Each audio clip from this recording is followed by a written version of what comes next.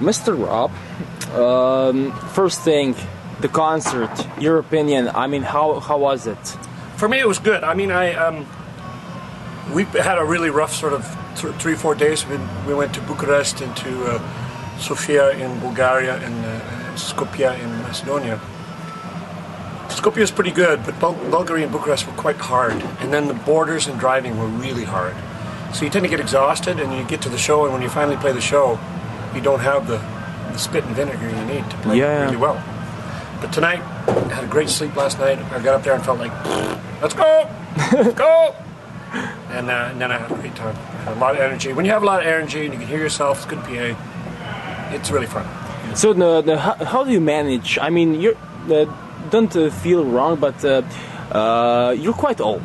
Absolutely. How do you manage to keep the spirit up? I mean, you travel 1,000 kilometers per day and play. How do you manage it? One thing is we're well suited to it. I mean, if we hadn't been well suited to driving and traveling all the time, we wouldn't have been doing this for 20 years. We'd have quit long ago. We have an affinity for it, for the driving as well as the playing. And that's important. A lot of people can play well and write good songs, but they just can't hack the road because it's a hard life. It's not easy, especially if you're not being pampered. Yeah. And even when you are, it's hard. It's not easy. But we have a good affinity for it. It doesn't bother us too much. We like to drive. We like to go places. We like to be on the road. We like each other's company.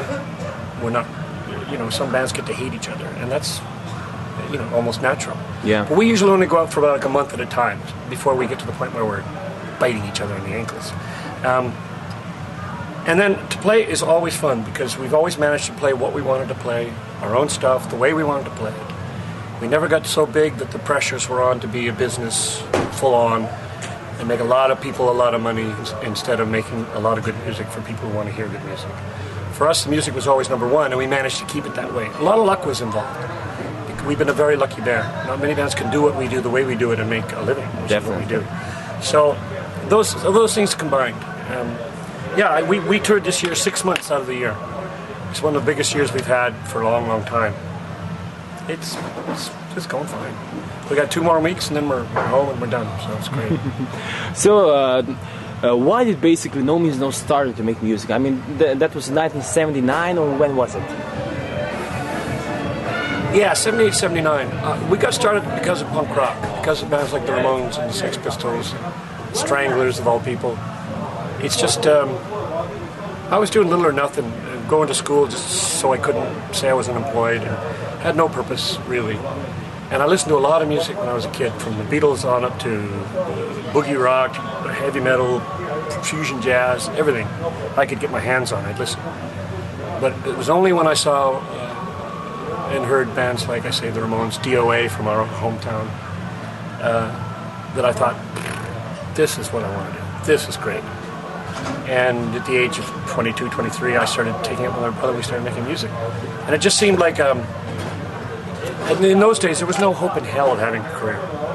No one played the music. It was never on the radio. It was like completely fringe. Absolutely.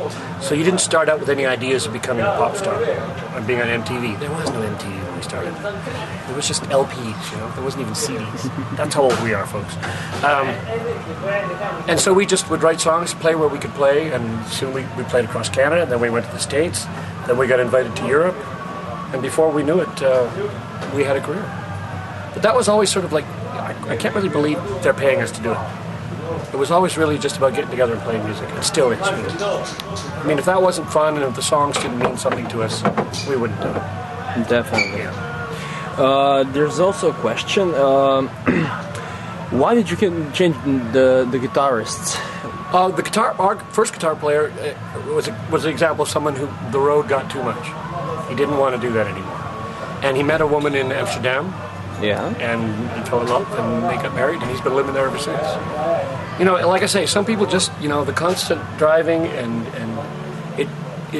some people just drive some buggy, and I understand why. And he's doing really well. So we got another geek with glasses from Victoria to join the band. That was only a prerequisite for the band. You must be from Victoria and have glasses, then you could join. And he's been with us for, 16 years now. So. Yeah, from 1994. Is it? Yeah, I think so. Yes, absolutely. 1994. 93, 94. Well, you're a well-known musician. I mean, Nomi Snow and you and the band. In circles. Well, you know things. You know how things work about the music. What do you think about the music today in the world? Well, I think there's a great deal of hope for it because if people keep downloading the way they are, perhaps we'll put Sony and Polydor and EMI out of business. They'll go back to making radios and car parts and whatever else they made. Yeah. They're lousy at making music. They make lousy music. They market music in a lousy way. They make lousy radio. And if people can splinter away from that and you can get back to just people with MySpace sites, people with a studio in their basement and they put a video on MySpace and next thing they know they got 1 million hits. That's the way music should happen. That's the way original music happens. If that would happen, it would be better for musicians and for people who listen to music. For large corporations, it wouldn't be good. Then fuck them.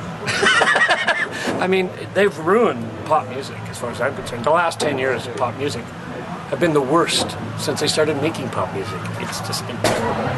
So, and I like pop music. I mean, we don't play pop music, but I like pop music. But I don't like the crap they're putting out, because it's all just like craft dinner. It's processed food. It's nothing. There's no substance in it whatsoever. It's all people dancing in videos and tarts. It's terrible.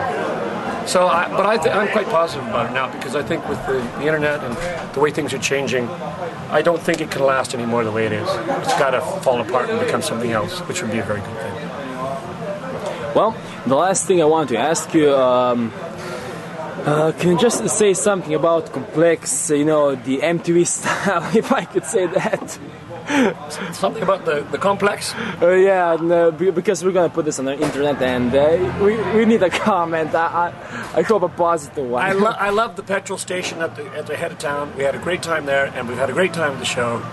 And anyone who finds themselves in the forests in Slovenia, come to the Complex and see the sights.